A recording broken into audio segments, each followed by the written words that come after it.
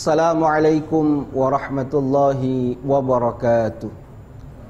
Bismillah walhamdulillah, wassalatu wassalamu ala rasulillah Muhammad ibni Abdillah wa ala alihi wa sahbihi wa mawala, amma ba'du. Selamat pagi para pemirsa. Assalamualaikum Nusantara dimanapun Anda berada. Alhamdulillah thumma alhamdulillah, di pagi hari yang cerah ini Allah subhanahu wa ta'ala masih memberikan kepada kita beribu-ribu nikmatnya, bahkan berjuta-juta nikmat, sehingga Allah memberikan kepada kita luasan rahmatnya, sehingga kita bisa memasuki hari ini, dan mudah-mudahan bisa melewati hari ini dengan sebaik-baiknya. Para pemirsa yang dimuliakan Allah subhanahu wa ta'ala, seandainya saya memberikan kepada para pemirsa semua, termasuk ke para kru, sebuah kertas dan sebuah ballpoint untuk menjawab satu pertanyaan yang akan saya sampaikan, maka saya yakin sebelum ibu menjawab, saya yakin maka jawabannya pasti sama sekalipun redaksinya berbeda. Apa pertanyaannya? Saya ingin bertanya, kira-kira cita-cita terbesar apa yang diinginkan oleh para ibu bapak pemirsa sekalian? Maka semuanya pasti akan menjawab sekalipun redaksi berbeda. Mereka ingin menjadi orang yang bahagia di dunia dan menjadi orang yang bahagia di akhirat. Dan itulah yang disebut dengan konsep kebahagiaan yang sempurna. Sehingga di dalam Al-Quran Allah subhanahu wa ta'ala mengatakan, wa minhum may yaqulu rabbana atina fid dunya hasanah wa fil akhirati hasanah wa qina adzabannar. Orang meminta, berdoa kepada Allah agar Allah subhanahu wa ta'ala memberikan kebahagiaan di dunia, begitu pula dengan mendapatkan kebahagiaan di akhirat. Saya belum pernah bertanya kepada jamaah semuanya ketika pengajian, adakah di dunia ini yang ingin menjadi orang yang belangsak di dunia dan belangsak di akhirat? Serentak mereka mengatakan, enggak mau Ustaz. Bahkan orang yang di dunianya saja sudah diuji dengan kemiskinan, dengan berbagai macam musibah, ketika mau bangun di malam hari, dia berdoa kepada Allah subhanahu wa ta'ala, maka di dalam doanya dia mengatakan, ya Rabb, tidak apa-apa di dunia ini kau berikan aku dengan berbagai macam ujian dan cobaan, tapi ku berharap ya Rabb, dengan menerimanya aku dengan ujian ini, mudah-mudahan dijadikan pahala agar aku bisa mendapatkan kebahagiaan nanti di negeri akhirat. Inilah konsep kebahagiaan, yaitu bahagia di dunia dan bahagia di akhirat. Namun pemirsa yang dimuliakan Allah, yang menjadi tolak ukur kita, barometer kita, orang itu dikatakan menjadi orang yang bahagia di dunia dan di akhirat, itu apa barometernya? Seperti orang dikatakan, oh orang itu adalah orang kaya, maka barometernya apa? Secara urfiah, secara kemasyarakatan, orang dikatakan orang kaya raya apabila uangnya banyak, mobilnya lebih dari satu, rumahnya tingkat, harta bendanya luar biasa banyak, orang bisa dikatakan itu orang kaya. Tapi apakah orang kaya itu sudah dikatakan orang yang bahagia di dunia dan di akhirat? Belum tentu. Karena apa? Nyata-nyatanya berapa banyak kita lihat orang-orang yang bunuh diri, loncat daripada gedung dengan mobil mewahnya, itu ternyata adalah orang-orang yang kaya raya. Oleh karena itu, apa barometernya orang itu dikatakan orang yang bahagia di dunia dan bahagia di akhirat? Maka perlu kita melihat satu pendapat yang disampaikan oleh Imam Ibnu Hajar Al-Asqalani di dalam kitabnya, yang beliau menukil satu ungkapan ulama yang bernama Syekh Buzur Jamhar. Apa yang Syekh Buzur Jamhar katakan? Beliau mengatakan, sittu khisalin ta'dilu jami'ad dunya. Ada 6 hal yang apabila 6 hal itu dimiliki seseorang di dunia, akan memberikan efek kebahagiaan di akhirat. Apa di antara ke-6 itu? Yang pertama, at-ta'amul mari, ay at-ta'amul laziz, yaitu makanan yang lezat, makanan yang nikmat, yang dapat dinikmati daripada nikmatnya makanan itu. Kalau kita bisa menikmati satu makanan hidangan yang enak, satu hidangan yang luar biasa rasanya dan bisa dirasakan dengan lidah, maka kita sudah mendapatkan 1/6 daripada kebahagiaan di dunia dan memberikan efek di negeri akhirat. Tapi saudara, hal ini jangan disepelekan. Kenapa demikian? Ternyata tidak semua orang bisa merasakan kenikmatan daripada makanan itu sendiri. Di daerah Jakarta ada satu tempat, satu majelis taklim. Ketika gurunya selesai menyampaikan pengajian, maka salah seorang jamaahnya datang. Dia datang menghadap kepada gurunya, berbisik-bisik seakan-akan dia tidak ingin diketahui oleh orang lain hal apakah yang ingin dia sampaikan kepada gurunya itu. Maka dia bilang kepada gurunya, "Wahai Tuan Guru, izinkan saya untuk memohon agar Tuan Guru sudi untuk mendoakan kepada saya." Maka gurunya mengatakan, "Iya, insya Allah saya doakan." "Memang ada apa?" "Wahai Tuan Guru yang mulia, saya sudah berobat di Jakarta tapi belum sembuh. Saya sudah berobat lagi sampai ke Australia belum sembuh, ke Singapura belum sembuh. Sekarang saya sudah kumpul uangnya, saya rasa sudah cukup, saya nabung selama 20 tahun, saya mau pergi lagi ke Amerika, mau berobat agar penyakit saya bisa sembuh." Maka ditanya sama gurunya, "Memang penyakit apa kok sampai harus menabung 20 tahun lamanya untuk berobat? Emang kena sakit apa?" Maka muridnya itu mengatakan, "Sudah berapa lama bibir saya tidak bisa merasakan sesuatu apapun yang masuk ke dalam diri saya. Jadi kalau makan apapun di dalam lisannya tidak ada rasa apapun, semuanya rasa sama. Kalau kita kan enak, makan ayam masih terasa ayam, makan soto masih terasa soto, makan daging masih berasa daging. Dia tidak bisa merasakan apapun itu. Bahkan yang saking parahnya lagi, dia tidak bisa membedakan mana makanan yang sudah basi dengan makanan yang masih bisa dimakan. Kenapa? Karena lisannya sudah hilang rasanya." Ini konsep. Oleh karena itu kita patut bersyukur. Karena dengan tidak bersyukur, orang yang hakikatnya hartanya banyak, uangnya banyak, berlimpah, tapi kalau kenikmatan lisannya sudah diambil oleh Allah Subhanahu wa ta'ala, maka di mana letak kenikmatan daripada harta itu? Dia tidak bisa merasakan kenikmatan harta itu karena sudah diambil kenikmatannya oleh Allah Subhanahu wa ta'ala. Maka bersyukur kepada Allah kalau seandainya Allah masih memberikan kenikmatan di lisan kita sehingga bisa merasakan dari apa makanan yang bisa kita makan.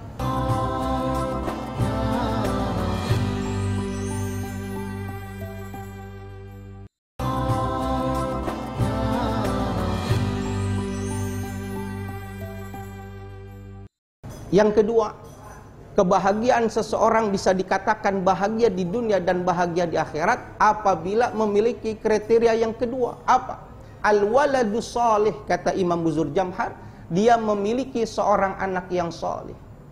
Kenapa? Seandainya sosok seorang orang manusia atau sosok orang tua diberikan satu pilihan oleh Allah, mau kuberikan kau seorang anak yang salih dan salihah, atau kuberikan dengan harta yang banyak, maka kita orang Islam pasti memilih lebih baik diberikan anak yang solih dan solihah ketimbang diberikan harta yang banyak. Kenapa? Karena hanya anak solih dan solihah itulah yang mengerti bagaimana caranya berterima kasih kepada kedua orang tua. Apa makna solih itu, saudara? Al-Imam Al-Fayyumi di dalam kitabnya menjelaskan, as-salihu al-qaimu bihuquqillah wa huquqi khalqi. Salih itu adalah orang yang menjalankan hak-hak Allah dan menjalankan hak-hak manusia, terlebih hak-haknya kepada kedua orang tuanya.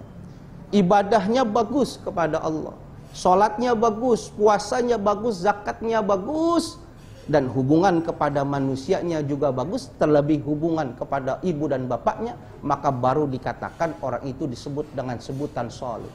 Kalau tidak kriteria itu, jangan nama soleh, ganti apa nama yang pantas buat anak-anak yang tidak memenuhi kriteria itu. Anak yang soleh inilah yang menjadi kebahagiaan yang besar bagi setiap orang tua.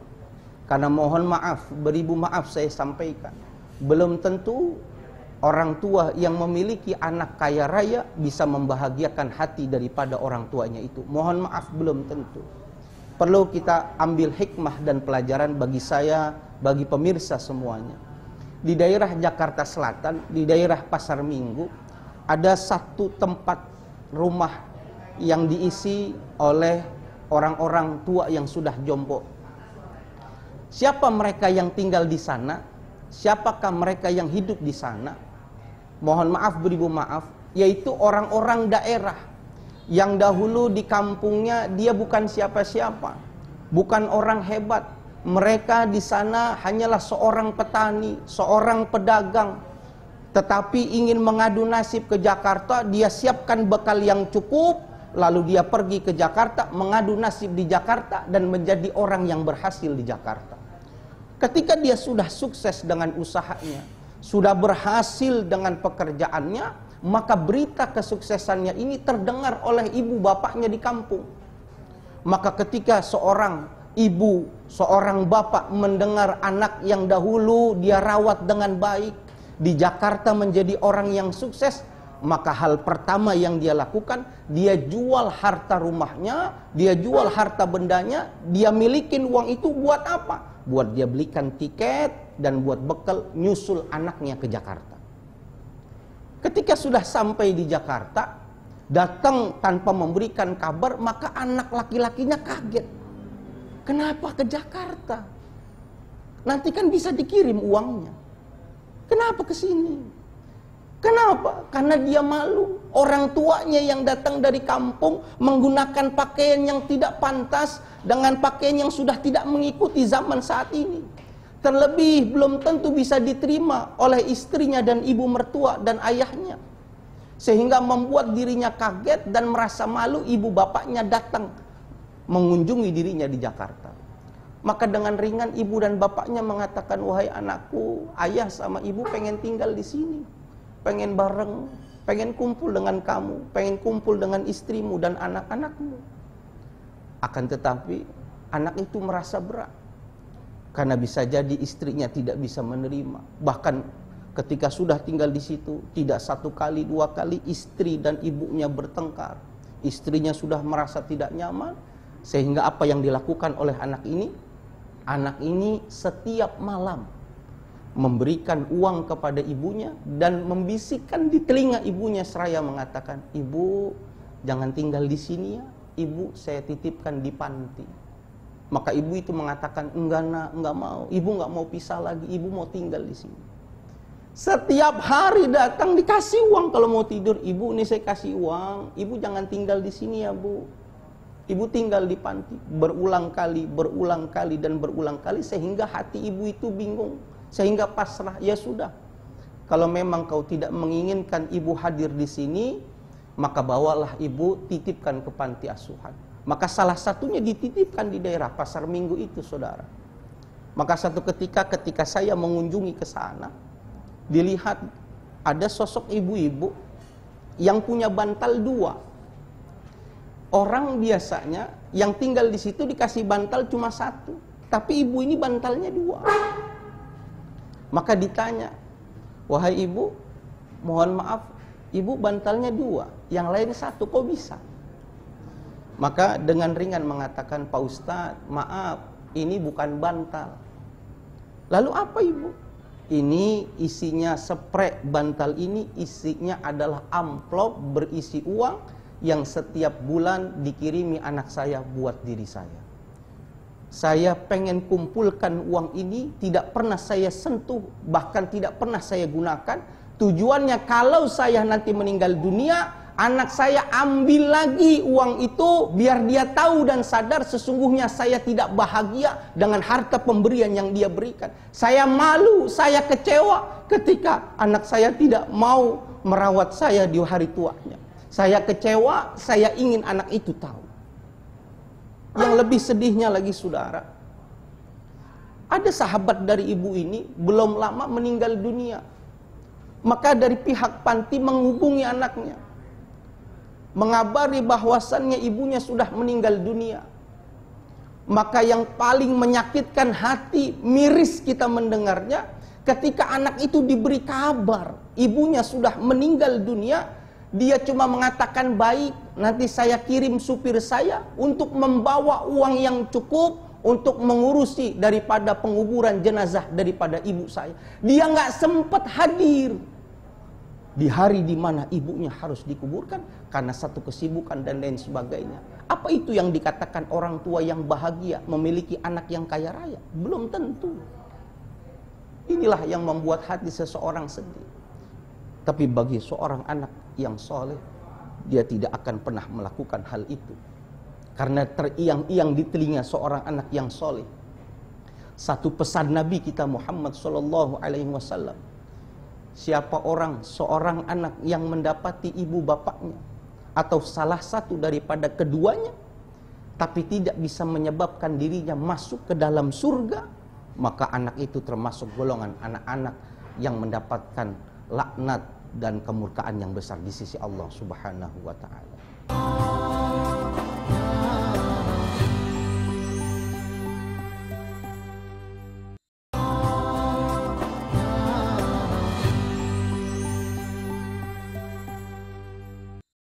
Ini membuat pelajaran buat kita.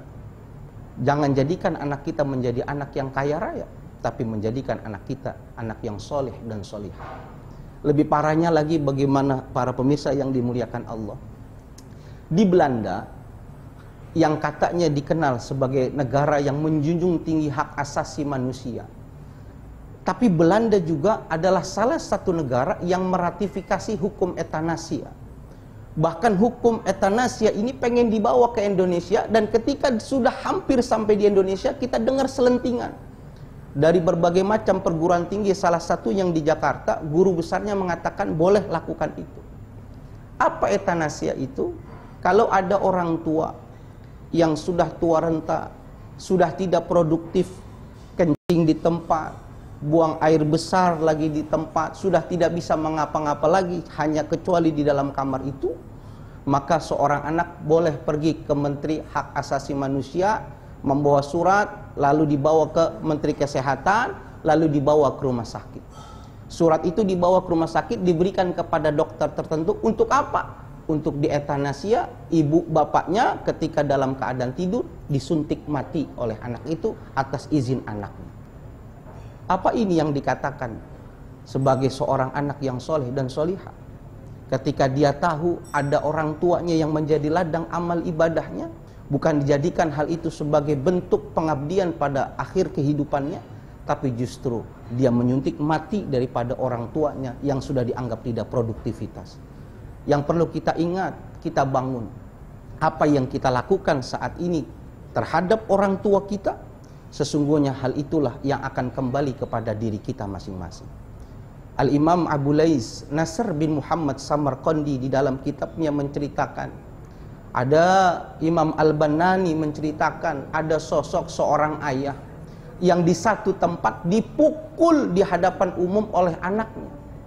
Bahkan dipukulnya bukan satu kali, berulang kali dipukul sama anaknya di depan khalayak umum. Tapi ayahnya tidak membalas. Ketika saat itu ditanya oleh Imam Al-Banani, kenapa kau diem saja, tidak menghindar pukulan daripada anakmu yang membuat kau sakit dan malu di hadapan khalayak ramai? Maka ayah itu mengatakan, mungkin ini hukuman yang Allah berikan kepadaku, karena di tempat ini jugalah aku pernah memukul ayahku sehingga jatuh, sehingga aku tidak menyalahkan anakku, karena ini bagian daripada penebusan daripada dosa-dosaku. Oleh karena itu, berlakulah baik kepada kedua orang tua kita, karena hal yang kita lakukan kebaikan itu akan kembali kepada kita dan menularkan kepada anak-anak kita.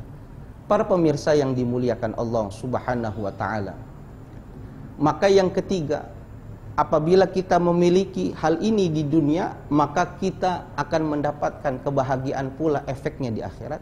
Apa? Az-zawjatul muwafaqah. Mendapatkan seorang istri yang setia, istri yang solihah, yang patuh kepada Allah dan Rasulnya, serta berbakti kepada suaminya.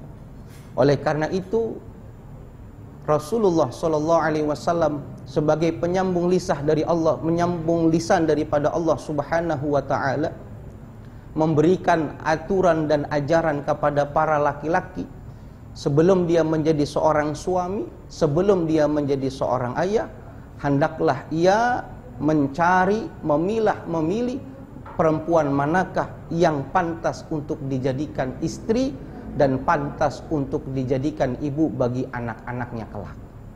Harus. Kenapa? Karena istri yang soleha itulah yang bisa mengikuti dan memahami daripada jalan pemikiran suaminya, sehingga senantiasa mendukung dari apa yang dilakukan suaminya selama hal itu dalam bingkai ketakwaan kepada Allah Subhanahu wa ta'ala. Karena Sayyidina Umar pernah marah kepada sosok ayah ketika anaknya mengadu, "Ya Umar, ibu saya bukan ibu yang baik. Mahiya illa sindia ishtaroha bi arba'mi'ati darahima ma'dudah." Wahai Umar, ibu saya cuma budak belian. Ayahku beli hanya dengan beberapa uang saja. Ibuku bukan ibu yang baik, ya Umar. Maka melihat itu Sayyidina Umar marah, mengatakan, "Kau sudah melanggar, bahwasannya kau sudah melanggar tidak menjadi orang tua yang memenuhi kewajiban terhadap anaknya. Carilah istri yang baik, karena istri yang baik inilah yang bisa mengikuti dan memahami perjuangan suami." Yang keempat adalah al-kalamul muhkam, ungkapan yang penuh hikmah, ungkapan yang tidak bisa tergoyahkan, dan dia senantiasa mengatakan suatu kebenaran. Dia tidak takut kalau memang harus ditentang, dan dia berprinsip sekalipun berbeda dengan orang banyak, dia tetap mengatakan kebenaran itu adalah satu kebenaran. Yang kelima dan keenam ini sesuatu yang berkaitan, yaitu apa? Kamalul aql wasihatul badan. Sempurnanya akal dan sehatnya badan. Kalau pengen mendapatkan badan yang sehat, akal kita harus sempurna. Kalau akal ini pengen sehat, badan kita harus sempurna. Dulu kita lihat orang mabuk jatuh ke sumur, mati, itu yang mati satu. Sekarang orang mabuk udah gila, thinner dicampur minuman, diminum buat dia. Jadi bukan akalnya yang gak sempurna, memang sudah tidak ada akalnya orang sekarang. Oleh karena itu, dengan akal yang sempurna, badan yang sehat, insya Allah kita akan mendapatkan kebahagiaan, karena syukur kita kepada Allah yang membawa kebahagiaan di akhirat. Mudah-mudahan apa yang disampaikan oleh Syekh Buzur Jamhar dalam rangka menggapai kebahagiaan di dunia dan di akhirat, Allah anugerahkan kepada kita semua. Subhanakallahumma wa bihamdi, asyhadu an la ilaha illa anta astaghfiruka wa atubu ilaik. Assalamualaikum warahmatullahi wabarakatuh.